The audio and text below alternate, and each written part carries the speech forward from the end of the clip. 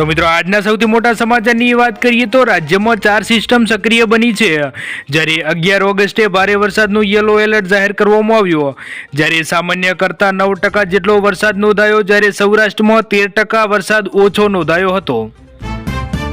તો મિત્રો આજના ગુજરાત બજારના સોના અને ચાંદીના ભાવ જોઈએ તો 24 કેરેટ સોનું 1,45,000 જોવા મળ્યું હતું, જ્યારે ચાંદી કિલોગ્રામ પ્રતિ 2,23,000 રૂપિયા જોવા મળી હતી। તો મિત્રો ત્યારબાદ જોઈએ તો સુરતમાં ગાંજાના નેટવર્ક પર પોલીસ ત્રાટકી હતી, જ્યારે સચિન જીઆઈડીસી અને અમરોલીમાંથી 2.30 લાખના મુદ્દામાલ સાથે 2 પેટલગર પકડાવવામાં આવ્યા। તો મિત્રો ત્યારબાદ જોઈએ તો શહેરના 35,000 રિક્ષા ચાલકોનો વિરોધ જોવા મળ્યો, જ્યારે સીએનજીનો ભાવ 85 પહોંચતા મિનિમમ ભાડું 15થી વધારીને 20 કરવા માંગ કરવામાં આવી, જ્યારે રિક્ષા ચાલકે કહ્યું હતું કે 100 રૂપિયા ભાડું હોય તો રેપિડોમાં 35માં લઈ જાય છે। તો મિત્રો ત્યારબાદ જોઈએ તો રાજ્યમાં 4 સિસ્ટમ સક્રિય બની, જ્યારે 11 ઓગસ્ટે ભારે વરસાદનું યેલો એલર્ટ જાહેર કરવામાં આવ્યું, જ્યારે સામાન્ય કરતાં 9% વધુ વરસાદ નોંધાયો, જ્યારે સૌરાષ્ટ્રમાં 13% ઓછો નોંધાયો હતો। તો મિત્રો ત્યારબાદ જોઈએ તો બોટાદના ઝવેરચંદ મેઘાણી ગાર્ડનમાં સુવિધાનો અભાવ જોવા મળ્યો, જ્યારે ગાર્ડનમાં મેઘાણીની જ પ્રતિભા નથી, જ્યારે રમતગમતના સાધનો તૂટેલા અને જાળવણીથી પણ અભાવ જોવા મળ્યો, જ્યારે શહેરીજનોની તત્કાલ રિનોવેશન કરવાની માંગ કરવામાં આવી છે।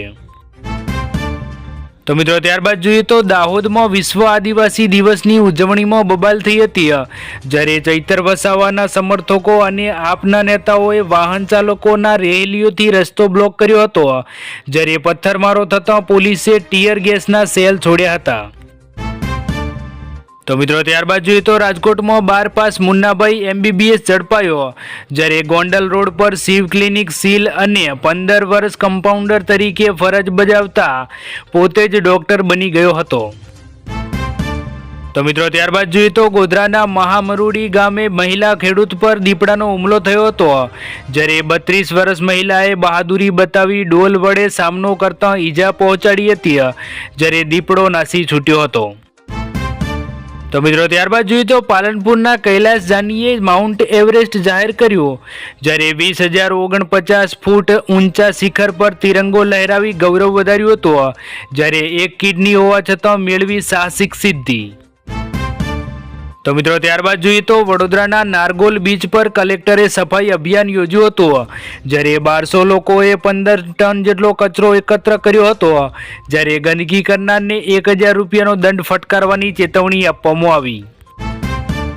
તો મિત્રો ત્યારબાદ જોઈએ તો રેલવે મુસાફરોની સુરક્ષામાં વધારો કરવામાં આવ્યો, જ્યારે જામનગર યાર્ડમાં ટ્રેક જીઓમેટ્રીના સુધારાથી અકસ્માતનો ભય ટળ્યો હતો, જ્યારે મુસાફરી વધુ સુરક્ષિત બનશે, જ્યારે શ્રેષ્ઠ સેવા બદલ 5 કર્મચારીઓનું સન્માન પણ કરવામાં આવ્યું। તો મિત્રો ત્યારબાદ જોઈએ તો પાટણમાં જમીન પચાવવા ખેડૂતોને ઝેર પીવડાવવામાં આવ્યું, જ્યારે રિવોલ્વર બતાવી ધમકી આપવામાં આવી, જ્યારે 4 આરોપીઓ સામે હત્યાના કાવતરાનો ગુનો દાખલ કરવામાં આવ્યો। તો મિત્રો ત્યારબાદ જોઈએ તો રાજકોટ ભાજપના સાંસદે ખરીદેલી જમીનનો વિવાદ સામે આવ્યો હતો, જ્યારે હીરાસર પાસે રાજ્યસભાના સાંસદ કેસરી દેવીસિંહને મળેલી 17 વીઘા જમીનના વેચાણ સામે વાંધો કલેક્ટરે ફગાવ્યો હતો। તો મિત્રો ત્યારબાદ જોઈએ તો વડોદરાના કલા મંદિર જ્વેલર્સના શોરૂમની સાઇટ પરથી ચોરી જોવા મળી, જ્યારે 25.82 લાખ રૂપિયાની કિંમતના 57 હેર ડિસ્ક ચોરી કરી થઈ ગયા હતા, જ્યારે સુરતની કંપનીના પ્રોજેક્ટ મેનેજર સામે પોલીસની ફરિયાદ નોંધાઈ છે। તો મિત્રો ત્યારબાદ જોઈએ તો અમદાવાદમાં LJP રામવિલાસની પ્રદેશની કારોબારીની બેઠક યોજાશે, જ્યારે બેઠકમાં ચિરાગ પાસવાન પણ ખાસ હાજરી આપશે, જ્યારે પ્રદેશ પ્રમુખે કહ્યું ગુજરાતમાં ગઠબંધનમાં ટિકિટ મળશે તો ચૂંટણી લડીશું।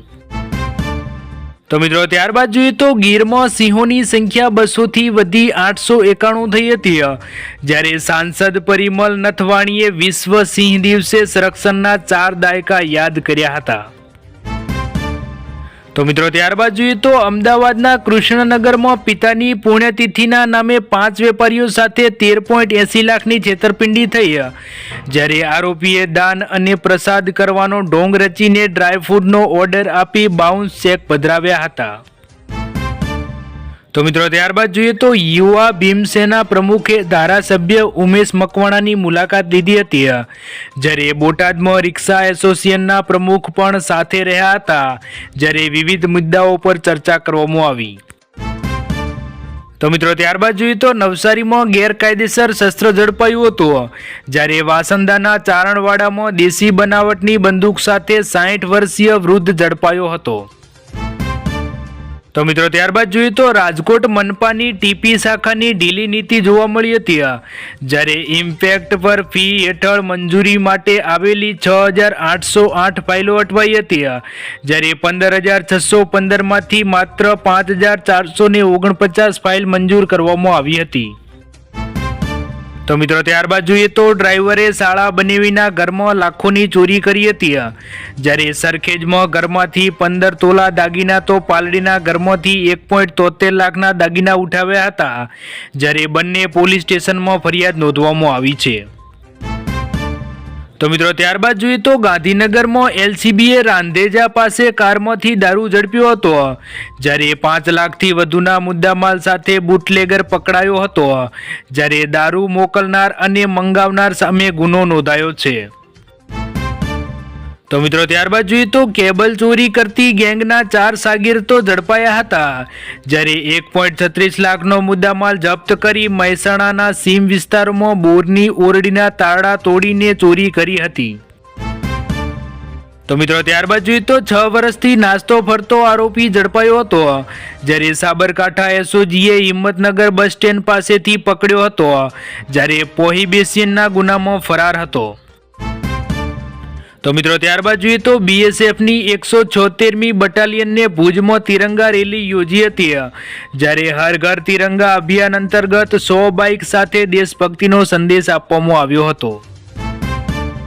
તો મિત્રો ત્યારબાદ જોઈએ તો ચાણસ્મા હાઈવે પરથી 2.5 લાખનો વોડાફોન કેબલ ચોરાયો હતો, જ્યારે સાઈબાબા મંદિર નજીકથી 4000 મીટર ડ્રમ ચોરાતા ગુનો નોંધવામાં આવ્યો છે.